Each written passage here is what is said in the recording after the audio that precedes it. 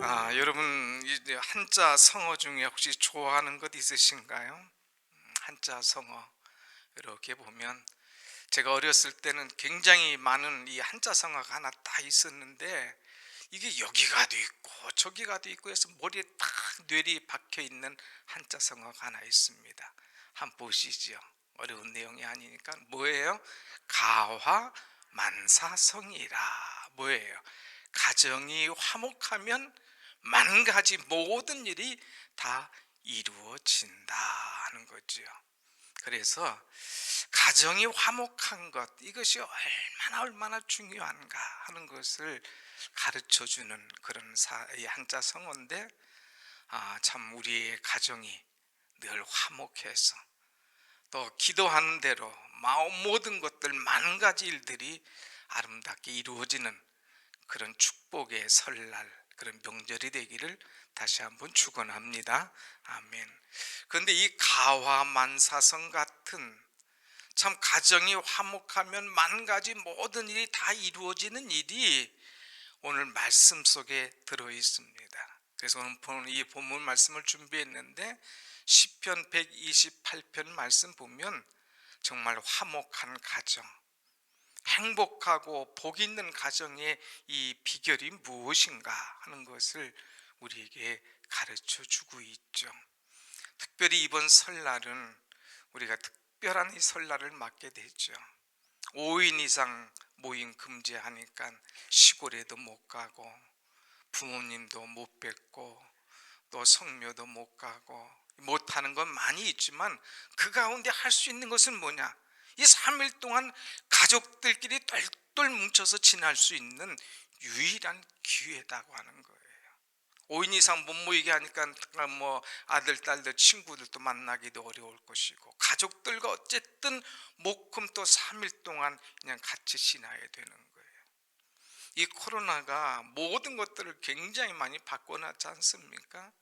그래서 이 재택근무, 직장에도 안 가고 재택근무하도록, 학교도 안 가고 온라인 수업하도록, 교회도 비대면 예배하도록, 이 새로운 용어들이, 새로운 일들이 참 많이 생겼어요. 그런데 이것 때문에 어떤 가정은 참 이 아주 코로나19 아니라 더한 것이 와도 이 화목한 가정, 하루 종일 붙어 살아도 이상이 없는 가정이 있는데, 어떤 가정은 이것도 하루도 이틀도 아니고 계속되니까 불화와 갈등을 일으키는 그런 가정이 있어요. 뭐냐, 끝나면 이제 자기 밥 먹고 방에 쑥쑥 또 들어가서 앉아야 되는데 그러질 못하고 늘 같이 있어야 되니까 여간 갈등, 여간 힘든 게 아니에요. 그래서 이것 때문에 이 고민하는 그런 분들도 있습니다. 그래서 오히려 가정이 천국이 돼야 되는데 그러지 못하고 어떤 분은 지옥같이 살아가는 그런 사람도 있다 하는 얘기를 들어볼 때에 참으로 안타까웠습니다. 여러분, 아무튼 시편 128편 말씀을 통하여서 개인의 신앙과 더불어 우리의 가정이 천국처럼 아름답고 복된 그런 가정을 이루어 가야 될 줄로 믿습니다. 아무튼 여러분, 이번 우리가 설날에는 가정을 좀 바로 세웁시다. 그래서 이번만큼이라도 하나님께서 주신 좋은 기회 아닙니까? 주민등록상 모여 있을 수 있는 우리 가정이니까 이 가정 안에서 사랑하는 이제 남편, 아내, 또 사랑하는 아들, 딸들과 함께 이제 속 시원한 얘기도 해보고 또 이들을 잘 사랑해주고 이들의 이야기를 들으면서 참 이전에 못했던 이야기, 이전에 못 나눴던 사랑을 좀 속 다 열고 내놓고 나눌 수 있는 그런 기회가 된다면 이것이 얼마나 아름다울까 하는 생각을 해봅니다. 오늘 이 시편 128편은 솔로몬의 시라고 그렇게 했어요. 이 솔로몬은 참 부귀영화를 누린 사람 아닙니까? 근데 솔로몬은 부귀영화보다 더 중요한 것이 있다. 그것이 뭐냐? 가정이다. 가정이다. 사람들은 가정이 없어도 부귀영화만 있으면 이렇게 하지만 솔로몬이 살아보니까 뭐 부귀영화 이 뭐 모자란 것이 없는 그런 삶인데도 불구하고 가정이 깨지니까 모든 것이 다 깨지더라 이거예요. 그래서 이 가정이 얼마나 중요한가 이 솔로몬이 이야기를 하면서 오늘 본문 말씀을 우리에게 가르쳐 줍니다. 첫째로 우리는 행복한 가정, 축복된 가정을 이루기 위해서는 무엇보다도 먼저 하나님을 경외하는 가정이 되어야 됩니다. 한번 1절 말씀을 우리 다 같이 볼까요? 1절 시작. 여호와를 경외하며 그의 길을 걷는 자마다 복이 있도다. 하나님을 경외하는 사람, 그 길을 걷는 사람이 복이 있다고 그랬어요. 또 4절에도 똑같은 말씀이 나오는데 4절 봅니다. 시작. 여호와를 경외하는 자는 이같이 복을 얻으리로다. 아멘. 여호와를 경외하는 자는 이처럼 복을 얻을 것이다. 복을 얻는 비결이 뭐냐? 축복의 가정이 되는 비결이 뭐냐? 하나님을 경외하는 거예요. 하나님 중심으로 살아가는 것. 오직 주만 바라보며 믿음으로 살아가는 것이 축복의 비결이다 하는 말씀을 우리에게 주고 있습니다. 여러분, 경외라고 하는 단어가 참 어려운 단어 같지만 그렇지 않아요. 존경하고 두려워한다는 것 아닙니까?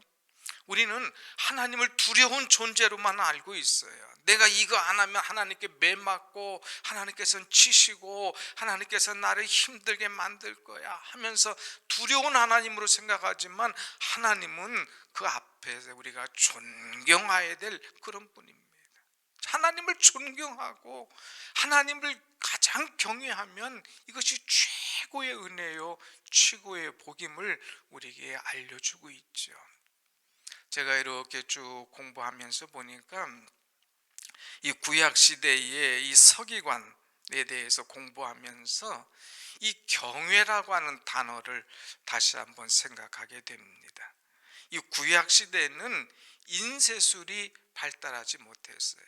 그 인쇄술이 발달하지도 못하다 보니까 다 이 성경을 이제 손으로 쓰면서 이제 옮겨 놓습니다. 그야말로 성경 필사를 하는 거죠.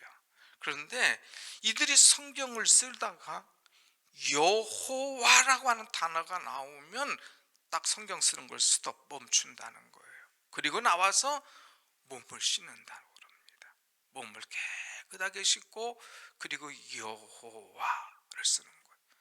또 한참 쓰다가 여호와라고 하는 단어가 나오면 쓰던 붓을 내려놓고 새 붓을 들어서 여호와 이렇게 쓴다고 그래요. 또 이 쓰다가 틀린 여호와가 나오는데 틀린 글자가 있다 그랬다면 그것을 놓고 여호만 고친 것이 아니라 처음부터 다시 고치면서 쓴다고 하는 거예요. 이것은 무슨 말입니까? 그만큼 하나님을 존중히 여기고 최고로 여기는 그 마음의 자세라고 하는 거예요. 하나님 앞에서 예를 다하고 최선을 다하는 이 아름다운 신앙의 모습이 있죠. 여러분, 그래서 이들은 6823번 여호와라는 단어가 6823번이나 나오는데 이 단어가 나올 때마다 그들은 이제 몸을 씻고 새 붓으로 또 새롭게 한다고 하는 것, 여간 전성과 이 존경하는 마음이 담겨져 있는 것을 우리는 보게 되죠. 그렇다면 오늘 우리도 이러해야 되는가? 오늘 우리가 해야 될 경외는 어떤 것인가? 성경에서 경외라고 하는 단어가 처음 나온 것은 아브라함이 독자 아들 이삭을 하나님 앞에 드릴 때에 쓰여졌습니다. 내 아들을 이제 내게 드려라. 모리아 산으로 가서 이제 바쳐라 할 때에 그대로 가서 모리아 산에서 아들을 잡으려고 준비하고 있죠. 그때 하나님께서 그 마음을 보시고 됐다, 이제야 내가 나를 경외하는 줄을 내가 알았노라. 거기서 경외라는 단어가 나와요. 아브라함이 하나님 앞에 경외하는 그 모습, 그런데 이 아브라함은 이제 하나님께서 너는 내 아버지 내 조상의 집을 떠나서 내가 지시하는 곳으로 가라 이렇게 명령할 때에 그 말씀 듣고 새로운 땅으로 갑니다. 세겜으로 갑니다. 그리고 이제 베델이라고 하는 곳으로 갑니다. 그런데 특징이 뭐냐? 이사를 가는 곳마다 이주하여서 거주하는 곳마다 거기서 하나님 앞에 제단을 쌓았다는 거예요. 하나님 앞에 예배를 드렸다고 하는 거예요. 이것을 하나님께서 얼마나 기뻐하시는지, 하나님을 경외하는 그 모습, 하나님 앞에 예배하는 그 모습, 하나님께서 참 기뻐하시고 그를 사랑하시고 축복하셨다 하는 말씀입니다. 사랑하는 여러분, 우리는 무슨 일이 있어도 하나님 앞에 예배하고 하나님을 내 삶의 가장 존중히 여길 수 있는 은혜 있는 삶, 그래서 오늘 말씀 보니까 여호와를 경외하며 그의 길을 걷는 자마다, 이 걷는다고 하는 것은 하나님의 뜻을 추구하고 하나님께서 원하시는 길을 걸어가는 사람들을 의미합니다. 우리는 하나님께서 원하시는 길, 하나님께서 내게 요구하시는 방향, 이것을 깨닫고 잘 걸어갈 때에 그 속에서 함께 하시고 그 속에서 나를 도와주시고 그 속에서 내 기도를 들으시고 응답하시는 하나님을 만나게 될 줄로 믿습니다. 아멘. 여러분이 잘 아는 대로 사도행전 10장에 보면 이방인 고넬료에 관한 말씀이 나옵니다. 이 고넬료는 기도할 때에 하나님께서 이 고넬료야 내가 내 기도를 들었노라, 내 기도와 구제가 하나님 앞에 상달되었노라. 우리의 기도가 하나님께서 받으셨대요. 그 구제하는 것을 하나님께서 보시고 하나님께서 인정해 주신다는 거예요. 그런데 이 사람의 기도가 왜 그랬을까? 고넬료의 삶을 보면 네 가지 특징이 나옵니다. 하나는 그가 경건하여, 두 번째는 온 가족과 더불어 하나님을 경외하고, 그리고 백성을 많이 구제하고 하나님께 항상 기도하더니 그랬어요. 두 번째 뭐예요? 온 가족과 더불어 하나님을 경외하고. 그는 정통 유대인이 아니었어요. 이방인이었습니다. 그러나 자기가 만난 하나님, 그 하나님을 경외하는데 자기뿐만 아니라 온 식구들과 더불어서 하나님을 경외할 때에 하나님께서 그의 믿음을 인정해 주는 거예요. 이만한 믿음, 이만한 사랑, 이만큼 하나님을 경외하는 자, 그러면서 하나님께서 축복하시는 것을 보게 되지요. 오늘 여러분 이번 명절에 여러분의 온 가족이 더불어서 하나님을 경외하는 은혜의 사건들이 많이 일어나기를 간절히 축원합니다. 아멘. 두 번째는 하나님을 경외하는 것 뿐만 아니라 이제 그의 삶이, 그의 가정의 식탁이 아름답고 이 풍요로워야 됩니다. 자, 여러분 3절 말씀을 한번 다 같이 봅시다. 3절 말씀 시작. 내 집 안방에 결실한 포도나무 같으며 내 식탁에 둘러앉은 자식들은 어린 감람나무 같으리로다. 아멘. 여기 보면 포도나무, 감람나무, 이스라엘을 다 상징하는 나무들인데 이 포도나무, 내 안방에 있는 아내는 결실한 포도나무 같다. 아내들이 수고함으로 가정에 아름다운 결실들이 많이 있지 않습니까? 오늘 여러분들의 수고를 우리 주님은 아시는 거예요. 그런데 집에는 아내의 수고가 있을 뿐만 아니라 식탁에 둘러앉은 자식들은 어린 감람나무 같으리로다. 감람나무. 근데 아직은 어려요. 아직은 열매 없지만 그 어리지만은 그들의 앞은 청청하다 이거예요. 꿈이 있다 이거예요. 소망이 있다 이거예요. 기도한다 이거예요. 그 모든 것들을 하나님께서 이루어 주실 것을 약속하면서 내 집 안방에 있는 아내, 내 식탁에 둘러앉은 자녀들, 이들과 함께 축복과 은혜 식탁을 나누라. 이것이 행복하고 이것이 축복된 삶의 비결이다 하는 것을 우리에게 가르쳐 주고 있습니다. 여러분, 참 이 밥을 많이 해야 되잖아요. 또 그런데 이번 명절 때는 꼼짝없이 집에 있어야 되니까 뭐 계속 모이고 밥 먹고 모이고 밥 먹고 해야 되지 않습니까? 이 모여서 밥 먹을 때 스트레스 주지 말고, 모여서 밥 먹을 때에 자녀들이 잘못한 거 놓고 핀잔하지 말고, 그들을 격려하면서 그들을 사랑하면서 그들을 마음껏 축복해 주는 그런 가정이 되라고 하는 거예요. 가만히 보면 참 이 은혜 있는 가정, 이 축복된 가정은 다 기도와 이 식탁 속에서 나오는 것을 보게 됩니다. 요즘에 이 뜨는 사람이 있잖아요. 싱어게인 30호 가수 이승은이라고 하는 사람. 어찌 그렇게 노래를 잘하는지. 근데 이 이승은이라고 하는 이 30호 가수의 아버지가 누구냐? 그 아버지를 어떤 사람이 찾았는데, 그 사람이 한국 목회자 중에서 가장 존경받는 분 중에 하나인 이재철 목사님이라고 하는 분이에요. 근데 이재철 목사님이 아들이 넷이 있어요. 네. 그래서 여기 30호 가수 이승윤이 있고, 천재 유튜버 이승국이라고 또 이 아들입니다. 또 하나는 또 미술하고, 또 한 사람은 변호사예요. 그런데 이 내 아들들을 어떻게 교육했느냐 물으니까, 금요일 저녁만 되면 어떤 일이 있어도 가족과 함께 식탁을 한다는 거예요. 가족과 함께. 뭐 애들이 그냥 천재 유튜버 가서 뭐 유명인들하고 유튜버하고 인터뷰하느라고 얼마나 바쁘겠어요. 노래하느라고 전국을 다니면서 얼마나 바쁘겠어요. 변호사 하느라고 미술군이라고 얼마나 바쁘겠어요. 그런데 그 바쁜 중에도 무슨 일이 있어도 금요일 저녁만큼은 다 모여라.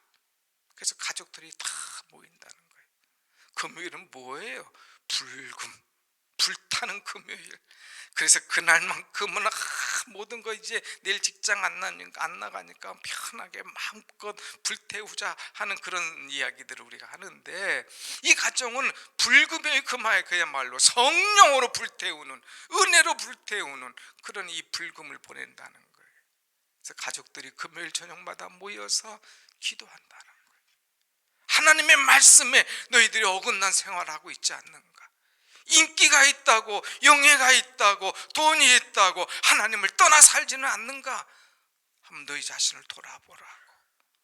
그리고 가족들의, 자녀들의 애로사항과 바람과 또 아버지의 기도 제목과 꿈이 있는 것, 그것을 나누면서 정말 은혜의 생활을 지금까지 이어갔다고 하는 거예요.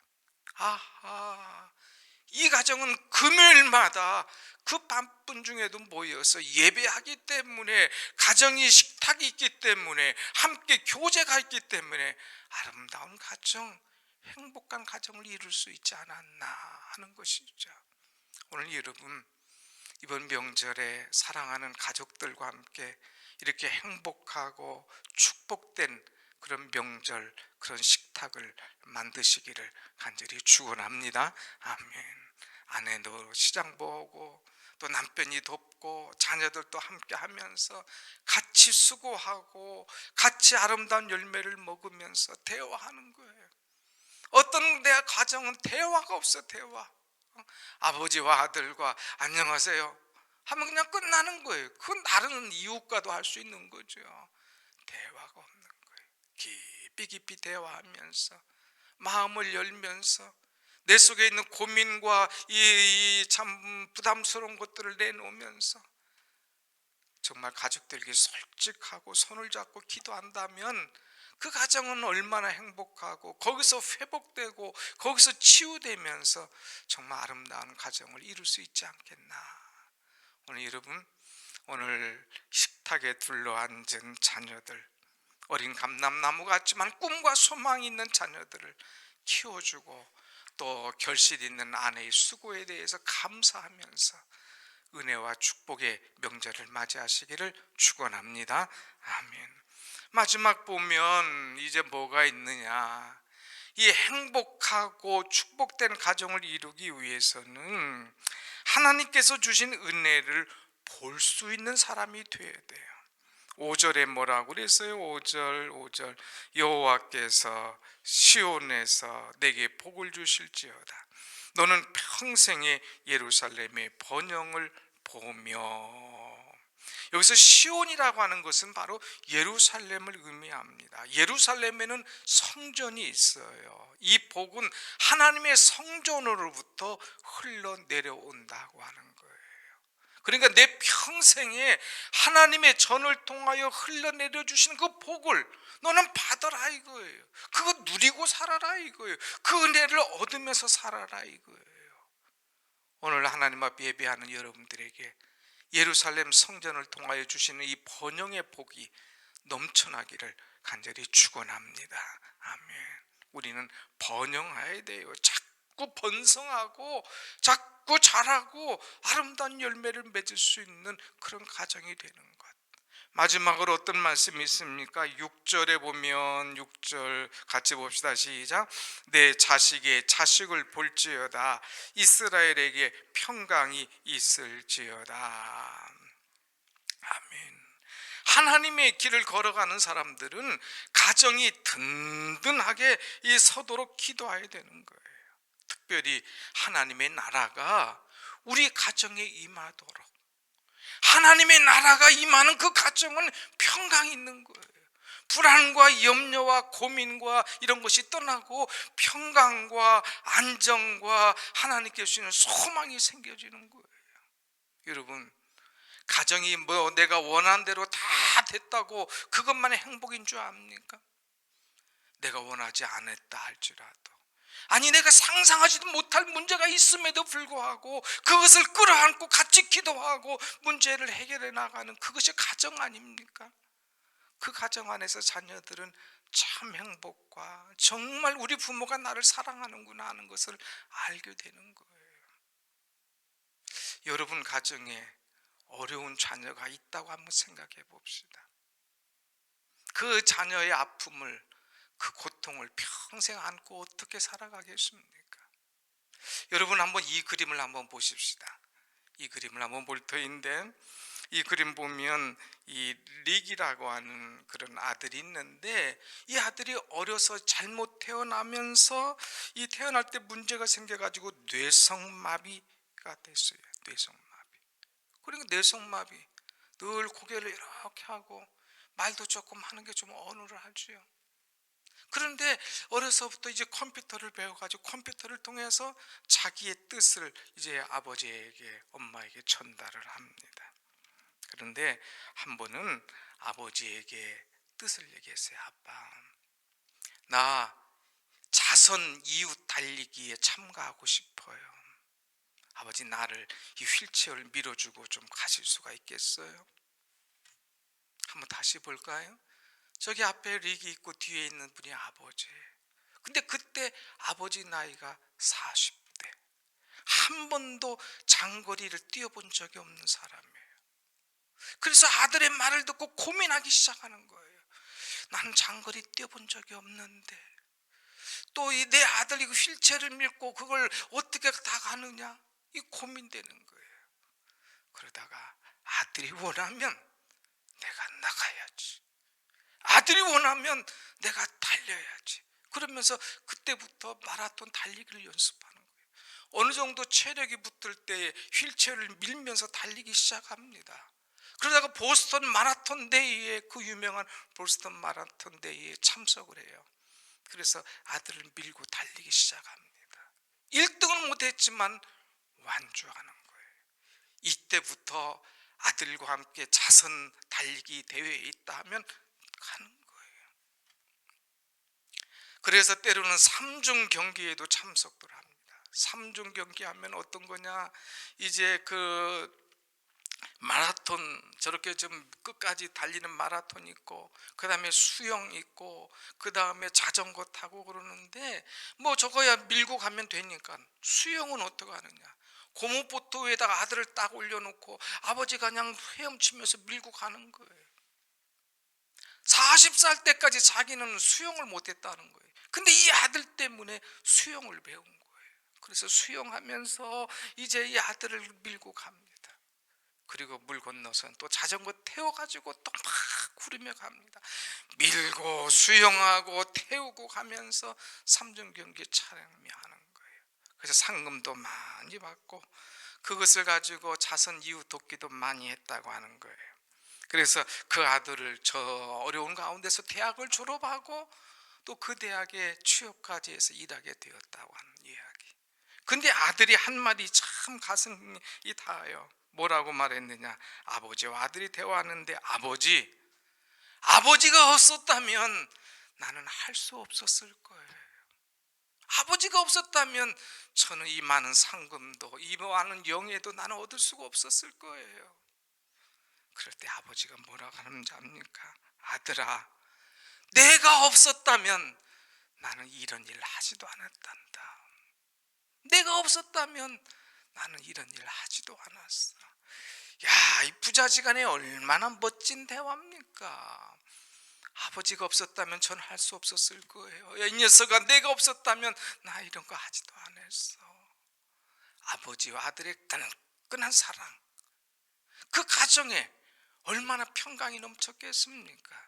그 가정에 얼마나 기쁨이 있었겠습니까? 사랑하는 여러분, 평강은 그냥 남들 볼 때 야, 저 정도면 평강이 있겠다, 저 정도 가정이면 참 부럽겠다, 그 가정 속에 들어가 보세요. 그 가정도 엉망인 경우가 너무 많아요. 그런데 남들이 볼 때는 참 어렵겠다, 힘들겠다 생각하지만 오히려 그 속에 들어가 보니까 참 평강이 넘치는 가정, 아버지가 있기에 아들이 있기에 하나가 되어서 아름다운 가정을 이루었다고 하는 것이죠. 오늘 여러분 가정에 날 모르는 아픔이 있습니까? 오늘 여러분 가정에 남 모르는 그런 이제 이 비밀, 참 고통의 문제가 있습니까? 너무 숨겨놓을 필요 없어요. 아들에게 딸에게 털어놓고 그래도 나는 너를 사랑한단다, 너는 하나님의 자녀고 내 사랑하는 자녀지 않니? 그리고 안아주고 그를 품어주고 그를 이해하고 그를 사랑할 때에 오늘보다 더 멋진 자녀, 더 순종하고 사랑스러운 자녀, 하나님께서 축복하시는 자녀요 가정이 될 줄로 믿습니다. 아멘. 기도하겠습니다.